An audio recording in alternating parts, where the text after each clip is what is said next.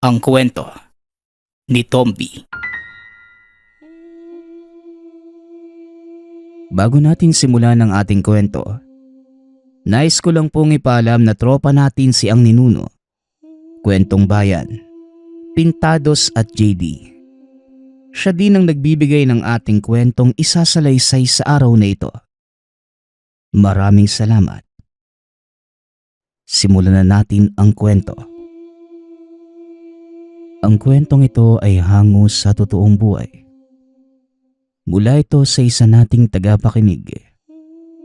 Naitago na lang natin sa pangalang Homer. Walang eksaktong taon. Candoni, Negros Occidental. Ang kasaysayang inyong matutunghayan.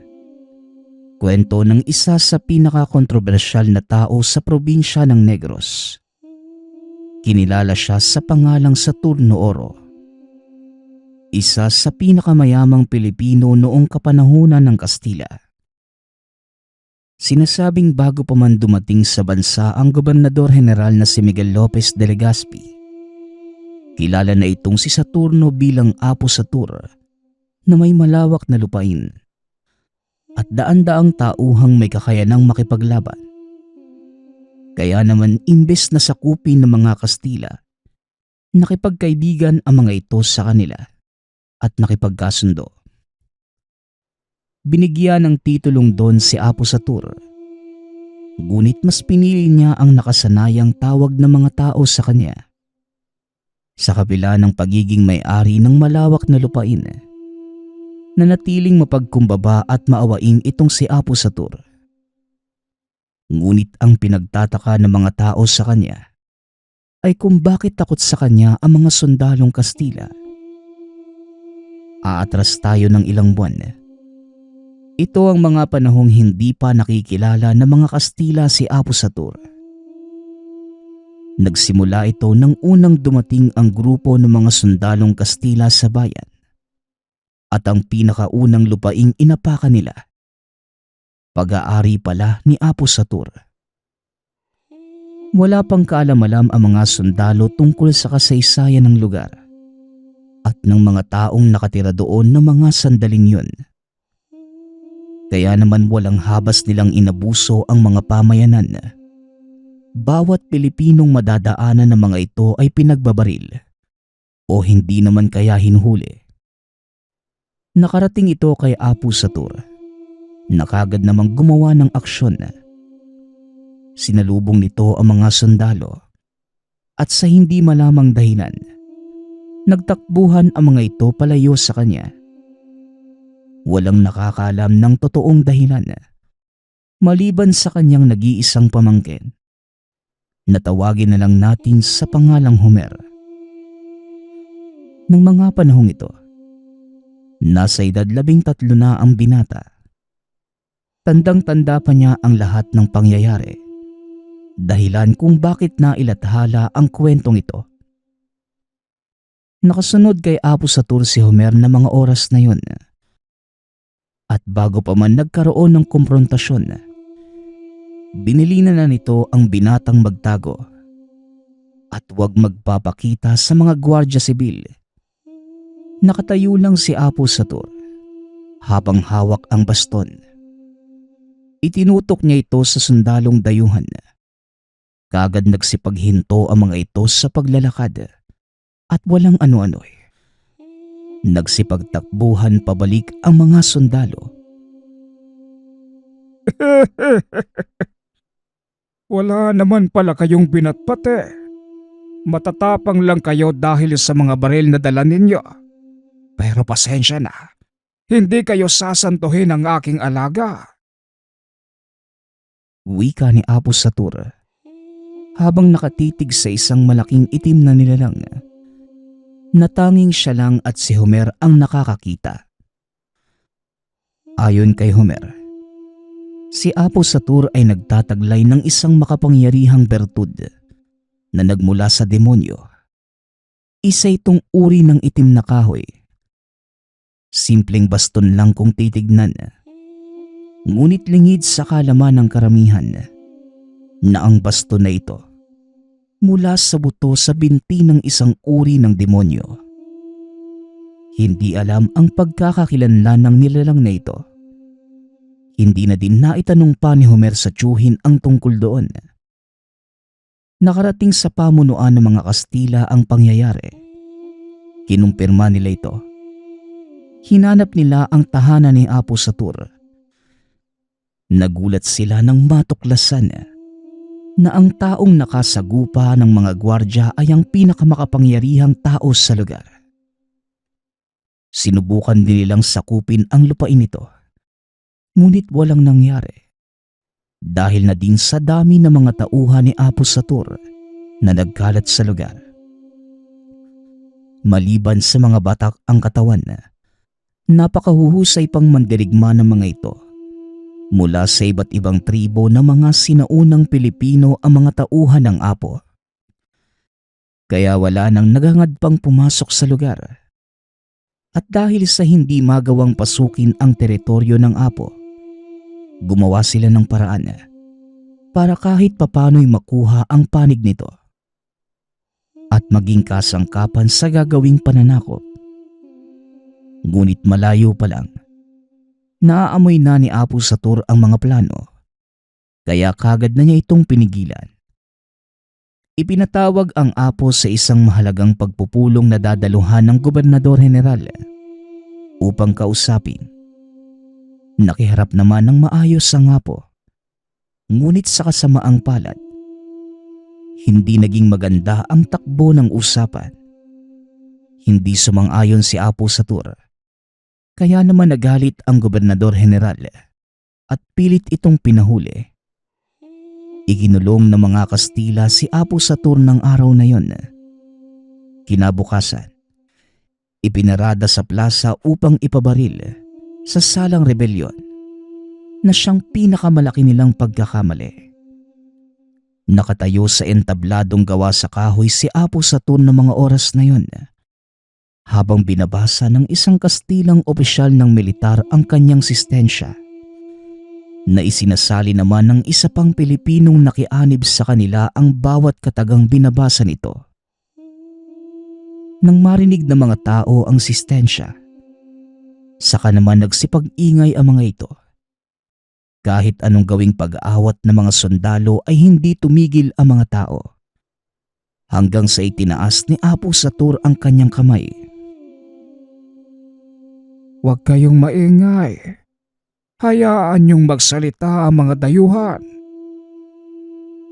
Wika ng Apo. Nagsipagtahimik naman ng mga tao. Sa pagkakataong iyon, itinuloy ng opisyal ang pagbasa ng mga termino. Nakapaloob dito ang lubusang pag-angkin ng mga lupaing pag-aari ng Apo matapos itong patayin. At ang mga taong nakatira sa lugar, sa pilitang paaalisin at kung ayaw nilang lisanin ang mga tahanan, magtatrabaho sila ng walang bayad sa mga Kastila bilang kabayaran sa pagtira sa lugar. Hinahayaan lang ng Apo ang mga itong magsabi ng kanilang mga nais mangyari. Nang matapos ng magsalita ang opisyal, bigla namang natawa si Apo Satur. Anong nakakatawa, Indio? May mali ba sa mga sinabi ko? At natatawa ka ng ganyan? Taning ng Kastilang opisyal, natawagin na lang natin sa pangalang Carlos. Wala naman. Natatawa lang ako. Dahil parang siguradong sigurado kayo sa gusto niyong mangyari. Tugon ng Apo. Bakit? Sa tingin mo ba nagbibiro ako? Ito ang ipinataw na hatol sa iyo ng Gobernador General. At ito ang mangyayari. Kaya kung marunong kang magdasal, simulan mo na. Gwardiya, dali ng taong ito sa likod ng plaza. Muling wika ni Carlos. Akmang hahawakan na sana ng isa sa mga sundalo si Apo Satur nang bigla itong mapaatras. Kasunod nito ay nakita ni Carlos na nanginginig sa takot ang Gwardiya Sibil. dahilan para barilin niya ito gamit ang pistolang nakasuksok sa tagiliran. Hindi ko alam kung bakit Hindi na naituloy ng opisyal ang sasabihin dahil isang malaking itim na nilalang ang tumambad sa kanya. Nakatayo ito sa likod ni Apo Satur. Habang nakatitig sa dayuhan ang mapupula at nanlilisik nitong mga mata. Walang sino man ang maaaring umangkin ng lupaing pag-aari ng mga tao. At hindi ang mga kagaya nyo ang magbibigay ng kautusan sa kanila. Pero ikaw, kayang-kaya kong utusan ang katawan mo. Ngayon, itutok mo sa sarili mo ang pistola at kalabitin ito. Wika ni Apo Satur. Nangilabot ang lahat. Nang sundin ni Carlos ang sinabi nito. Biglang nabalik sa ulirat ang mga tao nang marinig ang putok ng baril.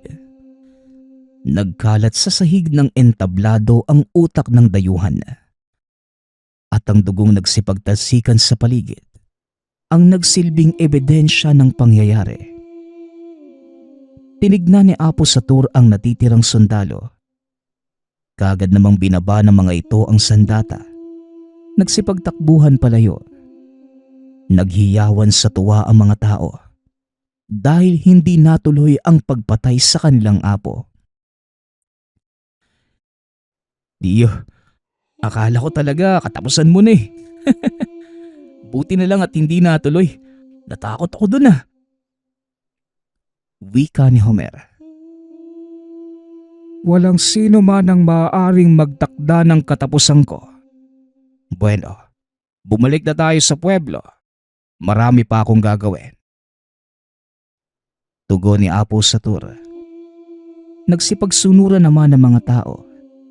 Nakita ito ng ilan sa mga sundalong Espanyol. Sinubukan pa nilang harangin ang apo. Ngunit pinagtataga sila ng mga taong bayan. Binitbit ang katawan ng mga ito. Pabalik sa baryo ni Apo Satur. Matapos ay sinabit nila ito sa pasukan ng pueblo. Bilang palatandaang walang sino man ang maaaring pumasok sa lugar at mang-api sa kahit sino mang nakatira doon. Nagalit ang mga Espanyol sa ginawa ng mga tauhan ni Apo Satur. Kaya naman naglunsad sila ng pagsalakay sa pueblo. Nagulat ang mga sundalong dayuhan dahil mag-isang nakatayo si Apo Satur sa bungad ng baryo. Gayunpaman, wala ni isa sa mga ito ang nangahas na sumugod. At sa tuwing hahakbang si Apo Satur, ay siya namang pag-atras ng mga sundalo hanggang sa mapilitan ng umatras sa mga ito. Simula ng araw na yon, hanggang masid na lamang ang mga Kastila dahil hindi nila magawang pasukin ang pueblo. Hanggang sa lumipas na nga ang mga taon, mas lalong lumawak ang lugar na nasasakupan ng mga Kastila. Ngunit nanatiling ligtas sa kanlungan ang pueblo sa turno. Ito ang naging katawagan ng baryo sa paglipas ng panahon. Hanggang sa sumapit na sa tamang edad si Homer. At dahil wala namang anak ang apo, itinuro nito ang lahat ng dapat malaman ng binata sa pagpapatakbo ng pueblo. Si Homer na din ang namahala sa mga ari-arian ni Apo Satur. Bagaman hindi ito kinakikitaan ng anumang palatandaan ng sakit, sinimulan nitong isalin sa pangalan ni Homer ang lahat ng mga pag-aari.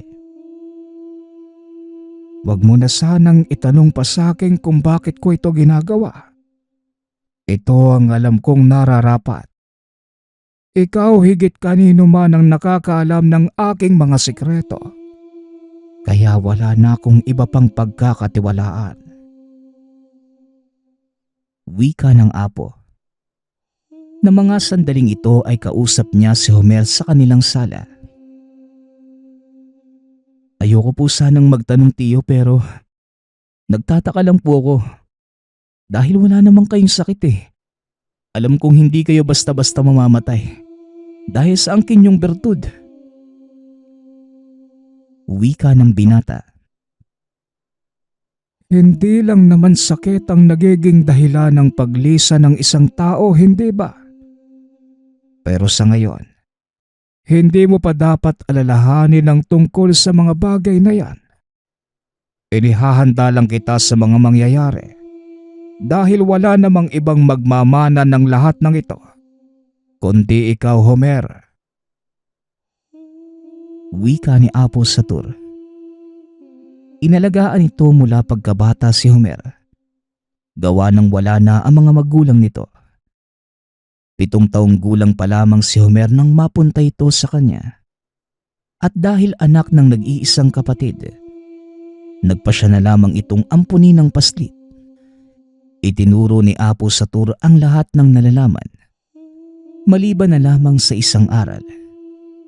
Ito ay ang ritual ng pagpapakain ng tangang bertud. Ilang beses na ding sinubukan ni Homer na magpaturo sa tiyuhin, ngunit hindi ito pumayag. Kaya kong ipamana sa iyo ang lahat, pero hindi ang bertud na ito, Homer. Dadalhin ko sa libingan ng baston ko at walang ibang makakahawak nito kundi ako lang. Wika ng Apo. Noong una ay iniisip ni Homer na napakadamot ng tiyuhin. Ngunit habang nagkakaedad ang binata, unti-unti niyang nauunawaan ang dahilan. Lalo pa nang makita niyang magsagawa ng ritual ng pagpapakain si Apo Satur. Nakaluhod ito sa altar na nasa pinakailalim na palapag ng kanilang tahanan. Walang ibang nakakapasok sa lugar na yun kundi si Apo Satur. Ngunit na mga sandaling yon, naiwan niyang nakabukas ang pinto ng palapag.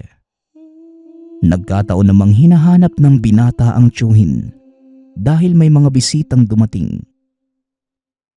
Inikot nito ang buong tahanan, ngunit walang nakita ang binata. Hanggang sa nagawi ito sa pinakailalim na palapag. Doon niya natagpuan ang siwang sa isang maliit na pinto. May lumalabas na liwanag mula roon, kaya inisip niyang naroon ang tiyuhin. Marahang sumilip ang binata. Nanlaki ang mga mata nang makita kung ano ang laman ng silid na yon. Nasipat ni Homer ang mga bungo ng taong may nakatirik na kandila sa tuktok. At sa noo ng mga ito, may simbolong nakaukit. Hindi pamilyar sa binata ang ngayon, ngunit alam nitong hindi para sa tao ang mga simbolo. Tahimik nitong pinagmasdan ng tiyuhin. Nanlaki ang mga mata nang makitang sinugatan ni Apo Satur ang kanyang palad. Ipinatak ang dugo sa tungkod na nasa harapan niya. Isang malakas na tawa ang umalingaw-ngaw sa buong paligid. Napuno ng kilabot ang katawan ng binata. Hindi ito makakilos sa kinatatayuan. Lalo pa nang makita nito ang imahe ng isang nilalang sa dingding ng silid. Gusto nitong sumigaw, ngunit hindi maibuka ng binata ang bibig. Nabalik lamang ito sa ulirat nang biglang may kumalabog sa ikalawang palapag. Dali-daling tumakbo si Homer palayo sa pinto at nakapagtago sa isang lumang aparador. Ilang minuto ang nakalipas ay lumabas ng silid si Apo Satur. Daladala nito ang tungkod. Dire-diretsyong umakyat sa ikalawang palapag. Samantalang si Homer dumaan sa bintana palabas ng tahanan para hindi mahalata. Sa harap ng pinto ito dumaan papasok. Pagkarating sa loob ng tahanan, kaharap na ni Apo Satur ang mga panauhin. Mga prominenteng tao din ang mga ito. Nakagaya niya na nagmamay-ari din ng malawak na lupain. Nakikinig lamang sa usapan si Homer. Pinagmamasdan ang tiyuhin na tila walang nangyari. Normal naman ang kilos nito. At kung hindi niya nakita ang ginawa ng tiyuhin, hindi masasabi na ito ay may kakaibang sikreto. Matapos ang pag-uusap, kaagad na nagpaalam ang mga panauhin. Pag-alis ng mga ito, saka pa lamang kinausap ni Apo sa turang pamangkin. Ngayon, alam mo na ang dahilan kung bakit hindi ko pwedeng ipamana sa iyo ang tungkod na ito. Mula sa demonyo ang bertud na ito. At ayokong maging kagaya kita. Hindi na ako maaaring kumawala sa sumpa ng bertud. At ayoko nang isali ka pa sa gulong pinasok ko. Sapat nang huminto ang sumpa sa akin. Wika ni Apo sa tur. Ngayon, lubusan ko na pong nauunawaan ang iyong dahilan. Ngunit, gayon pa man, nais ko pa ding manatili sa inyong tabi at tulungan kayo sa anumang mabuting hangarin niyo sa kapwa niyo. Tugon ng binata. Maraming salamat kung ganun, Homer. Pero maitanong ko lang sa iyo, hindi ka ba natatakot sa akin? Tanong ni Apo sa tur. Biglang napangiti ang binata at tumugon. Hindi po, tiyo. Dahil alam kong isa kang mabuting tao eh. Hindi mo ko kukupkupin kung mali ang pagkakakilala ko sa'yo. Paano kung sabihin kong iaalay kita sa aking tungkod? Kung ganun nga po ang pakay ninyo, di dapat hindi na kayo nagtitiis na sugatan ng palad nyo sa tuwing magpapakain kayo ng inyong tungkod. At dapat, matagal na ninyong ginawa yun, di ba? Tugon ni Homer. Tumawa naman ng malakas ang Apo, na labis namang ikinagulat ng binata. Dahil ito ang kauna-unahang pagkakataon na narinig niyang tumawa ang matanda. Nang lumaon, nakaugalian na din ni Homer ang panoorin ng matanda kapag nagsasagawa ng ritual. Maliban dito, nasaksihan din ni Homer ang totoong kapangyarihan ng tungkod. Ito ay nang minsang ginabi sila ng uwi, galing sa kabilang bayan. Dahil medyo malapit lang din ang kanilang pupuntahan, nagpasya ang mga itong lakarin na lang. Ay nako, nagsisipatuloy akong hindi natin dinala ang karo. Hayan tuloy, ginabi na tayo sa paglalakad. Wika ni Apo sa tur. Nang mga sandaling yun, nasa ilalim na ng pamahalaang Kastila ang buong lugar. Kaya naman mahigpit na ipinagbabawal ang paglabas pagsapit ng 6:00. Ano pang ginagawa niyo dito sa labas? Lampas na kayo sa oras na itinalaga. Bawal nang lumabas. Sumama kayo sa amin. Wika ng sundalo. Matapos ay hinatak sa braso ang matanda. Tinutukan ng baril si Homer. Sa pilitang pinalakad. Ngunit nang lumingon ng binata, nakita nitong hindi umalis sa kinatatayuan ng tiyuhin. Bakit naman ninyo ko pagbabawalan sa sarili kong lupain? Mga dayo lang kayo sa lugar na ito At wala kayong alam sa pamamaraan ng buhay na meron kami. Kaya naman, wala kayong karapatang pagbawalan ng sino man sa amin sa mga nais naming gawin. Wika ni Apo sa tur. Nagulat ang mga sundalo sa sinabi ng matanda. Binayoneta ng mga ito si Apo sa tur na pinakamalaki nitong pagkakamali.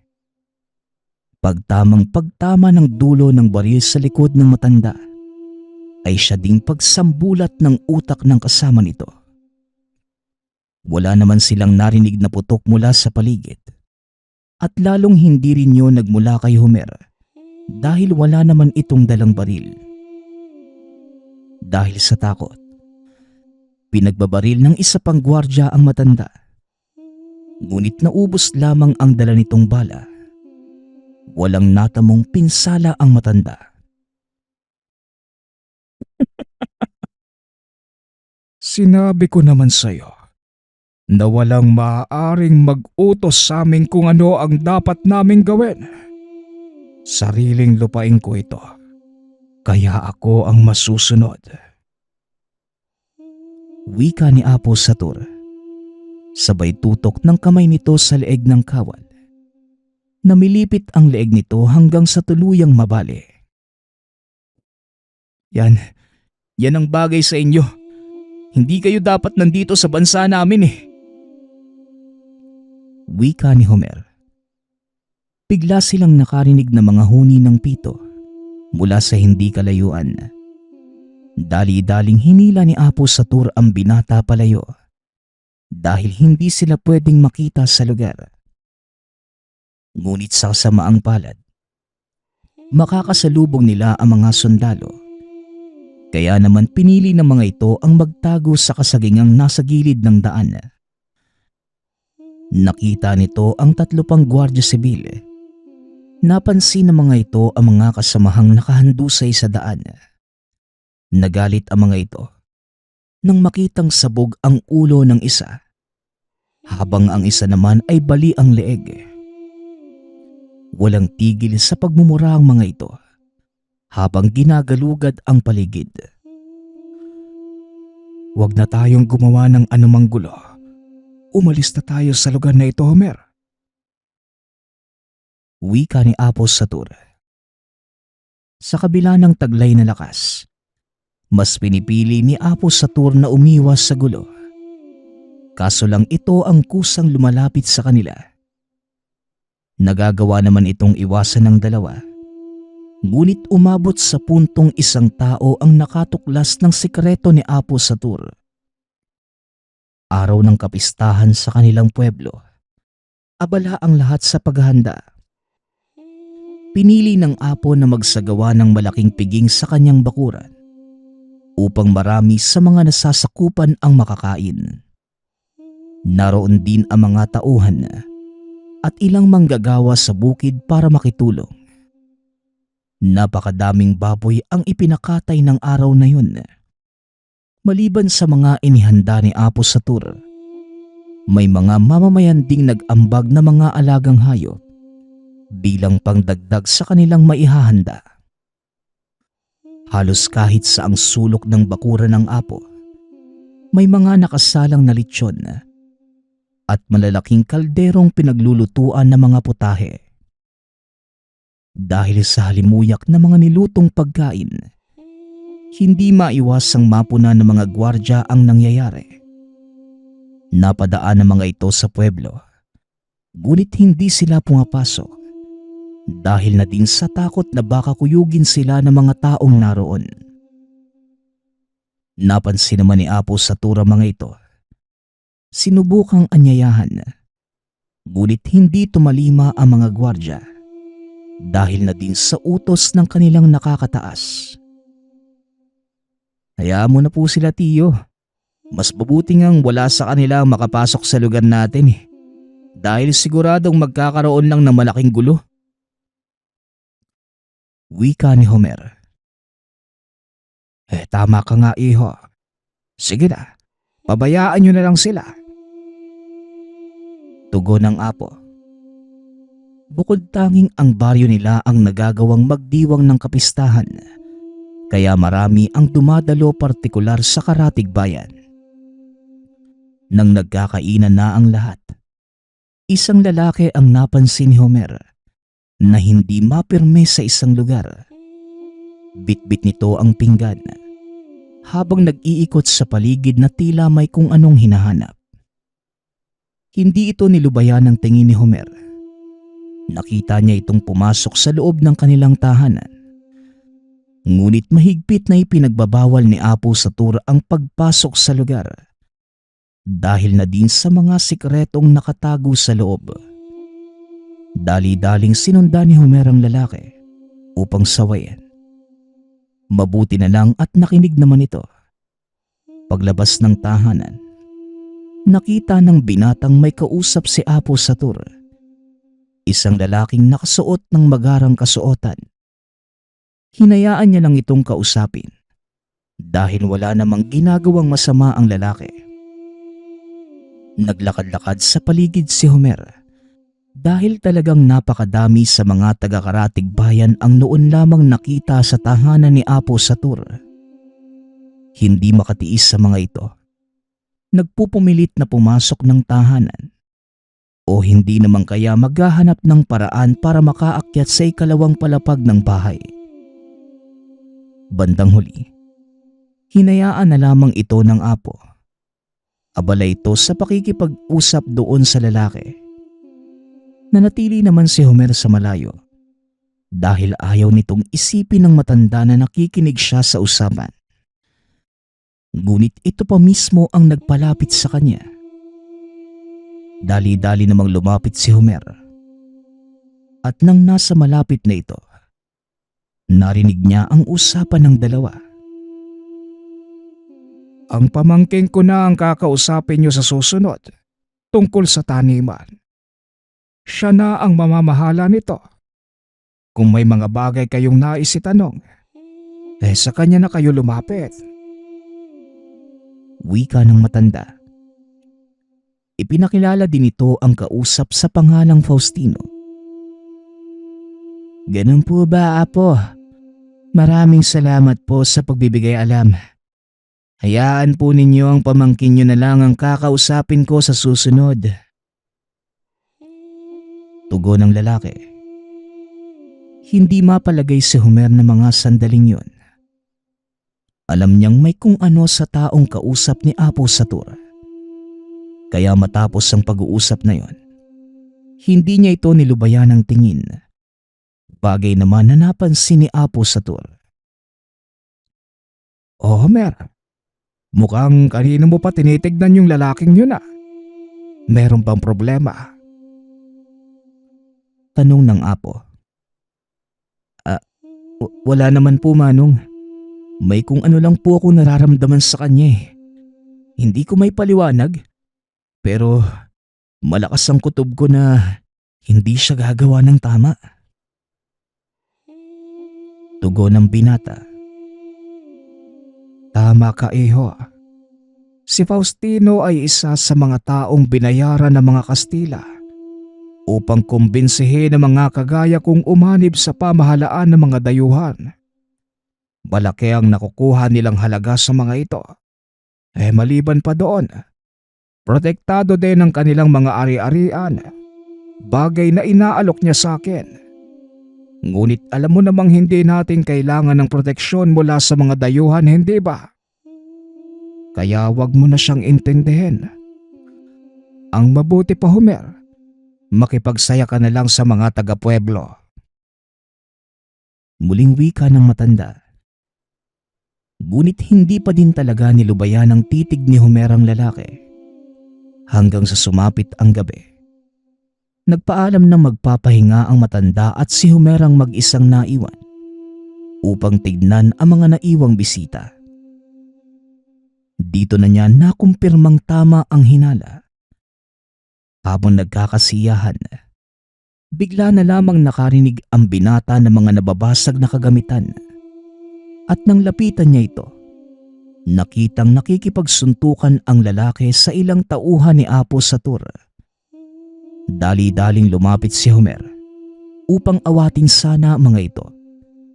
Ngunit bigla siyang hinila ng isa sa mga taga-baryo. Nanlaki ang mga mata ng binata dahil nakita niyang naglabas na ng itak ang dalawang kalalakihan. Mga tagapamayapa ito ng pueblo. Kaya hindi nahihiwalay sa kanilang katawan ng mga sandata. Ayon sa taga-baryong umawat kay Homer, hinamon ni Faustino ang dalawang kalalakihan sa isang duelo. Noong una tumanggi ang mga ito. Ngunit sadyang mapilit si Faustino. Pinagsisira nito ang mga kasangkapan. Kaya wala nang nagawa ang dalawa kundi ang labanan nito. Yan, ganyan nga. Tignan natin kung bakit kinailangan ng isang gaya ni Apo Satur ang serbisyo niyong mga katutubo. Kung titignan, hindi nga kayo dapat nakikisalamuha sa mga kagaya naming nasa alta sosyedad. Tingnan nyo nga mga itsura ninyo. Wika ni Faustino. Dito na nagpintig ang tenga ni Homer.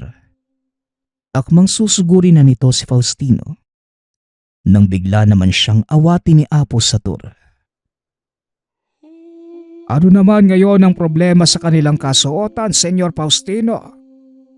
Hindi naman siguro masamang bigyan ko ng hanap buhay ang ilan sa mga katutubong nakatira sa aking nasasakupan. Sabihin mo sa akin, ano ang mali sa nakikita mo? Tanong ni Apo Satur. Napangiti naman si Faustino at muling nagsalita. Yan mismo ang mali, Apo. Dahil kinakanlong mo ang mga taong nagiging problema ng makabagong lipunan. Hindi mo na inisip na maaari lang silang makadagdag sa problema ng pamahalaang Espanya. Tugon ni Faustino. Biglang inawat ni Apo Satur ang pagsasalita nito dahil medyo nagiinit na ang ulo. Wala akong pake sa pamahalaan ng Espanya. Nasa loob ka ng teritoryo ko. Kaya kung ako sa'yo, hindi ako magbabanggit ng anumang tungkol sa mga dayuhan. Kung ayaw mong ikaw ang sumunod na ituhog sa kawayang yon at paikutin sa ibabaw ng nagbabagang uling. Wika ng matanda na lalo namang nakapagpainit ng ulo ni Faustino. Sa pagkakataong yon, si Apo Satur naman ang hinamon nito. Kung ganon, totoo ngang ipinagtatanggol mo ang mga Indio. Tama nga ang sinabi sa akin ng mga dayuhan. Isa ka pa ding walang kwentang Indio, kagaya ng mga katutubong ito. Pagdahang-dahang ka sa pananalita mo, Faustino. Hindi na kita magagawa pang saluhin sa oras na pagtulungan ka ng taong hinahamak mo. Ang payo ko lang sa'yo, habang hindi pa lumalala ang sitwasyon, umalis ka na sa lugar na ito. Pagtutulungan nila ako? Yun nga ang gusto kong mangyari. Gusto kong subukan ang mga katutubong ito at makita kung bakit kinailangan mo ang kanilang serbisyo. Masyado kang mayabang para sa isang dayo. Hindi mo ba naisip ang kalagayan mo? Maaari kang mamatay sa lugar na ito. At wala kang ibang sisisihin. Dahil ikaw mismo ang nag-udyok sa mga taong patulang ka. Pag-uusap ng dalawa. At para lubusang maunawaan ang pagkatao ni Faustino, hinayaan ni Apo Satur na labanan siya ng mga katutubo. Dito napagtanto ng matanda na hindi pangkaraniwang lalaki ang kanilang panauhin. Nagawa nitong pabagsakin ang 5 kalalakihan ng hindi man lang nagagalusan. Mukhang may ipagyayabang naman talaga ang taong yun, tiyo. Tignan mo na lang ang ginawa niya sa mga katutubo. Wika ni Homer. Nakikita ko ang nangyayari, iho. Abisuhan mo mga matatanda, kabataan at kababaihan. Magsiuwi na. At hindi maganda ang mangyayari. Lakad na. Ako na ang bahala dito. Utos ni Apo Satur. Napansin naman ng kanilang panauhin na wala ng ibang tao sa lugar maliban sa kanilang tatlo. Kaya kagad itong nagtanong sa Apo. Saan napunta ang mga kababaryo mo? Hindi pa tapos ang kasiyahan. Pinapauwi mo na sila? Bakit, Apo Satur? Mali. Sa turno oro pala. Natatakot ka bang malaman ng mga taong isa kang alagad ng demonyo? Wika ni Faustino. Nanlaki ang mga mata ni Homer sa mga narinig. Hindi nito akalaing alam ni Faustino ang sikreto ng matanda. Hindi sa natatakot akong malaman nila ang sikreto ko. Ang totoo, nasaksihan na ng mga tao kung ano ang magagawa ko. Natatakot lang ako. Dahil baka hindi sila makatulog sa masasaksihan nilang gagawin ko sa'yo. Tugon ni Apo Satur. Itinaas nito ang kamay at laking gulat ni Homer. Dahil biglang lumitaw ang tungkod na matanda. Paglapat nito sa lupa, nakaramdam ng kakaibang kilabot si Homer. Dahilan para mapatras ito. Ang mabuti pa, Homer, magtago ka sa malayo. Hindi mo rin magugustuhang malapit sa akin. Lalo pat nakikipaglaban ako. Ikaw naman, Faustino, huwag mo sanang isiping bubuhayin pa kita. Muling wika ng Apo. Tinawanan lang ito ni Faustino. Kumuha ng libreta mula sa bulsa. Nagsimulang mag-usal ng mga dasal sa salitang Latin. Natatawa lang si Apo Satur dahil alam niya ang mga dasal na yon. Huwag mong sabihing isa kang alagad ng simbahan ng mga dayuhan. Pasensya na. Hindi ako natatakot sa mga dasal na galing sa dayuhang lengguwahe. Wika ni Apo Satur. Sabay hawi ng tungkod nito. Dahilan para mabitawan ni Faustino ang hawak ni libreta. Demonyo ka talagang matanda ka. Wala kang galang sa salita ng Diyos. Sigaw ni Faustino habang pilit na dinadampot ang nahulog na libreta. Ngunit habang ginagawa niya ito, isa-isa namang natutupok ang pahina ng libreta. Alagad ka ng Diyos, Pero hindi mo kayang panghawakan ng maayos ang mga salita niya. Ramdam ko sa iyo ang takot na dulot ng kamatayan. Huwag kang mag-alala. Bibigyan kita ng pagkakataong lumaban. Wika ni Apo Satur. Sabay lakad patras.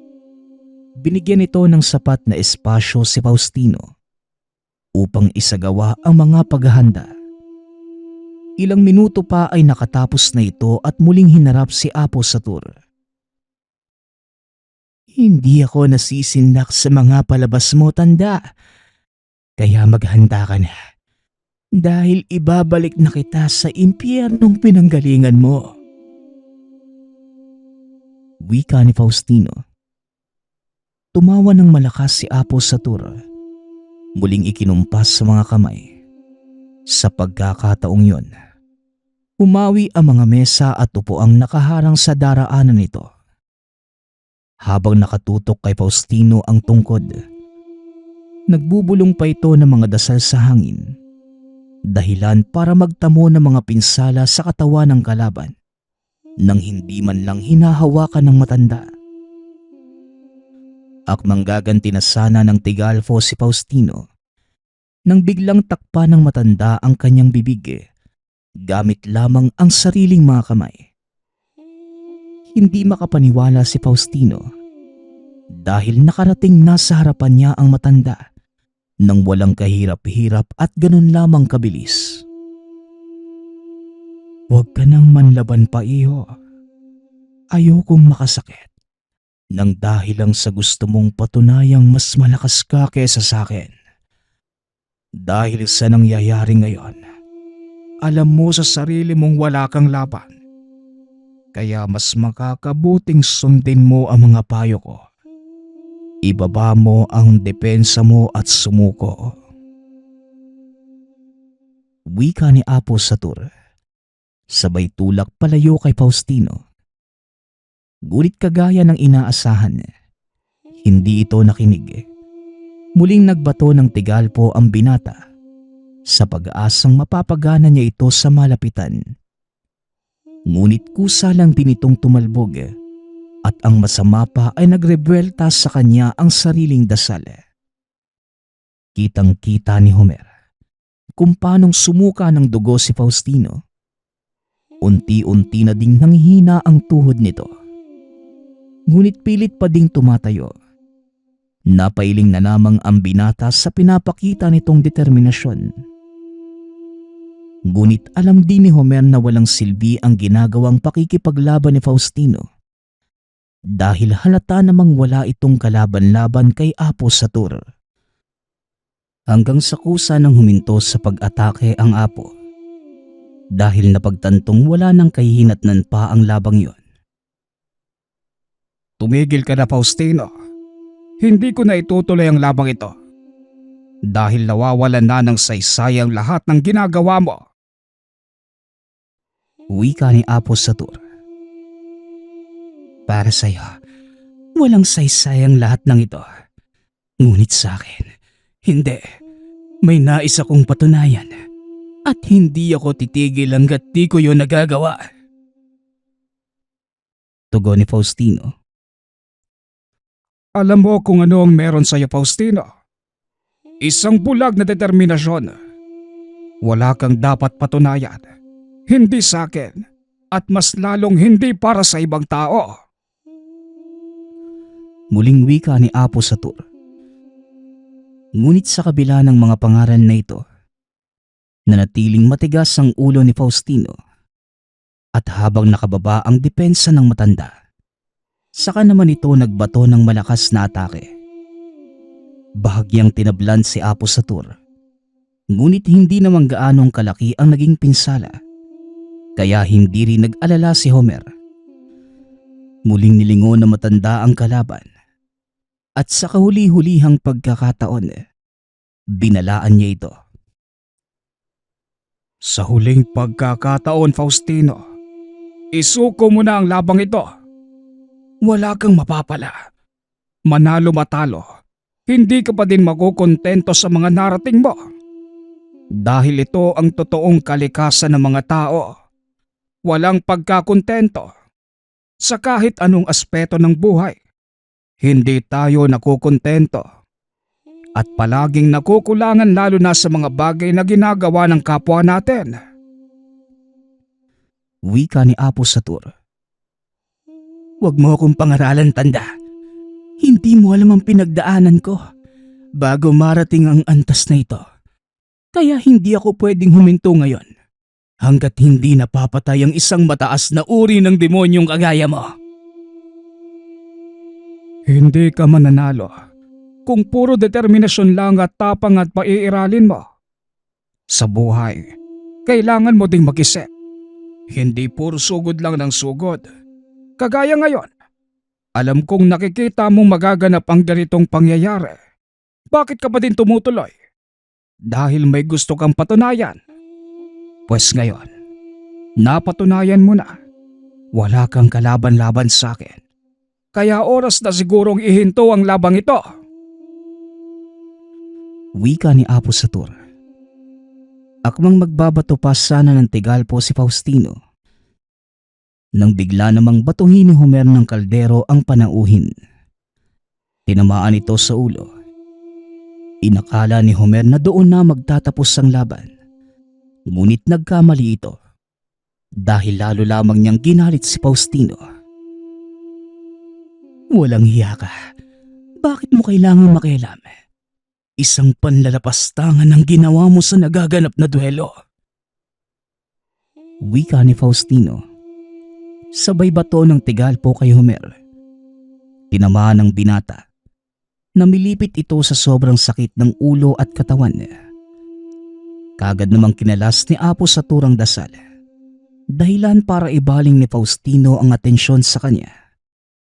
Nanlaki ang mga mata nito. Dahil sa nangyari, hindi nito akalaing may kakayanang magkalas ng tigalpo para sa iba itong si Apo Satur. Paano mong nakalas ang tigalpong iyon? Tanong nito.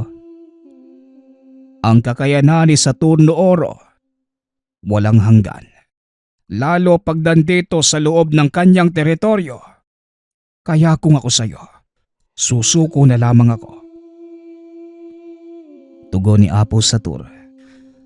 Ang tinutukoy nitong Saturno Oro ay ang mismong pangalan ng demonyong gabay ng kanyang tungkod. Bakit ka naglilingkod sa demonyo? Tanong ni Faustino.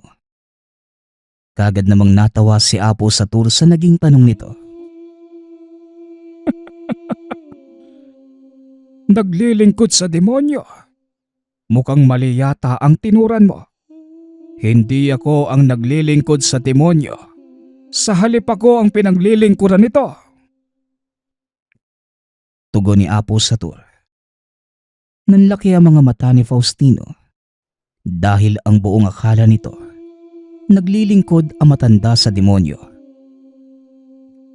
Kalokohan. Hindi ako naniniwala sa'yo. Paano kang paglilingkuran ng demonyo? Tanong ni Faustino. Nasa sayo kung hindi ka maniniwala. Hindi rin naman kita pipilitin. Pero ipapayo ko sa iyong itigil na ang labang ito. Dahil kapag nagpatuloy pa ang pagmamatigas mo, hindi na ako mangingiming ipakain ang kaluluwa mo sa hawak kong tungkod. Tugon ni Apo Satur. Ngunit imbes na makinig, muli itong nagbato ng atake. At para matapos na tuluyan ng ipinakain ni Apo Satur ang kaluluwa ni Faustino sa hawak na tungkod. Nanlaki ang mga mata ni Homer nang makita ang ginawa ng matanda. Unti-unting natutuyo ang katawan nito hanggang sa tuluyang maging abo. Kung nakinig ka lang sana sa akin, hindi ka aabot sa ganito. Sayang ang talento mo, Faustino. Wika ni Apo Satur. Tiyo, bakit mo pinanghihinayangan ng taong nanakit sa'yo? Hindi ba karapat-dapat lang para sa kanya ang nangyari? Dahil kung hindi mo siya pinatay, malamang ikaw ang papatayin niya. Tanong ni Homer. Oo, tama ka. Maaaring ganun nga ang mangyari, Homer. At palagi mong tatandaan, hindi sa taglay na kaalaman masusukat ang kabutihan ng isang tao. Dahil kahit ano pa ang aral na natutunan mo, kung gagamitin mo ito sa ikabubuti ng nakararami, maituturing pa rin yung kabayanihan. Tugon ni Apo Satur. Matapos ang kaganapang yun, muling nagbalik ang mga taga-baryo upang ayusin ang naiwang kalat ng dalawang naglaban. Nakahinga ng maluwag si Homer dahil wala nang nangahas na sumalakay pa sa kanila nung araw na yon. Sa paglipas ng panahon, nagkaroon ng pagkakataon ang mga Pilipinong labanan ang pananakop ng mga dayuhan. Isa si Homer sa nakibaka para sa kalayaan ng bayan. Hiniling din ng mga naghihimagsik ang tulong mula kay Apo Satur.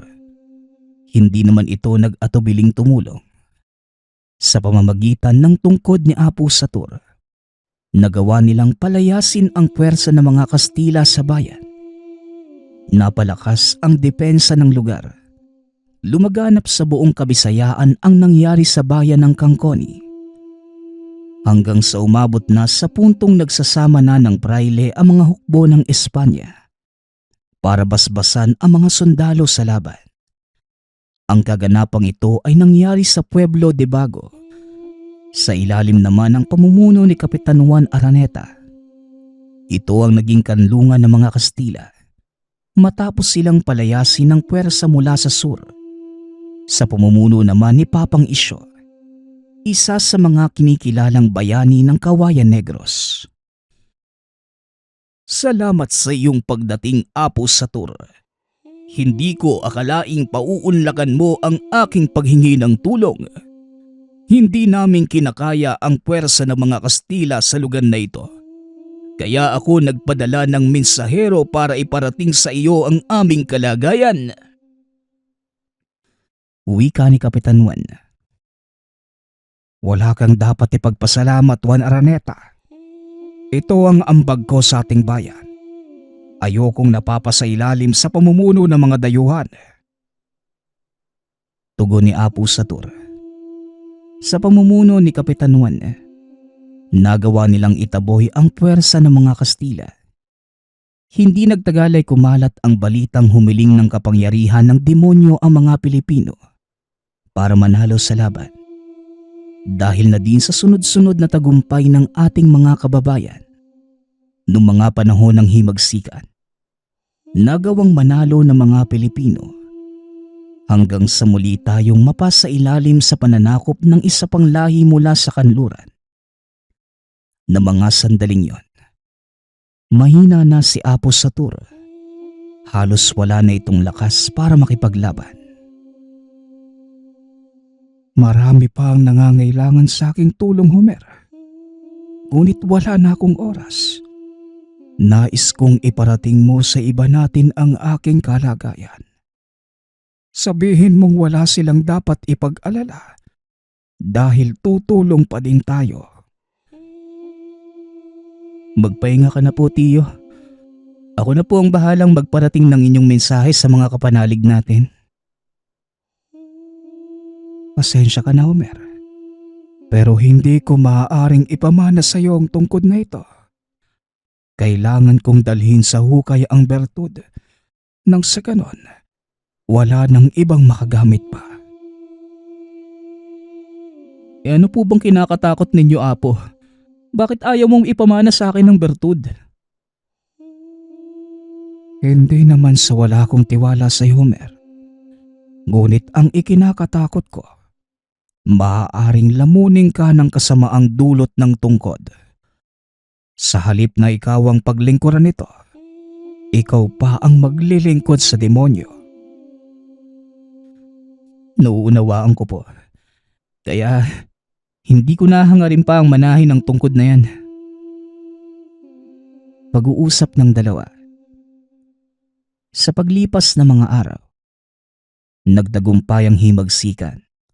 Napalaya ang ating bansa. Doon nagtapos ang paglilingkod ni Apo Satur. At kagaya ng ipinangako ni Homer, ibinalot nito sa itim na tela ang tungkod ni Apo. Isinama sa kanyang huling hantungan. Maraming taon na din ang lumipas simula nang mawala si Apo Satur. Ngunit nananatiling sariwa sa mga isipan ng tao ang kabutihang ginawa ng matanda. Ito ay sa kabila ng katotohanan. Ang kapangyarihan ni Apo Satur ay mula sa demonyo. Nagpapasalamat nga pala ako sa nagpadala ng ating kwento. Naway nagustuhan niyo ang inyong napakinggan. Nagpapasalamat din ako sa lahat ng patuloy na nakikinig at sumusuporta sa ating channel. Naway patuloy niyong suportahan at pakinggan ang ating mga kwento. Hanggang sa muling pakikinig. Paalam.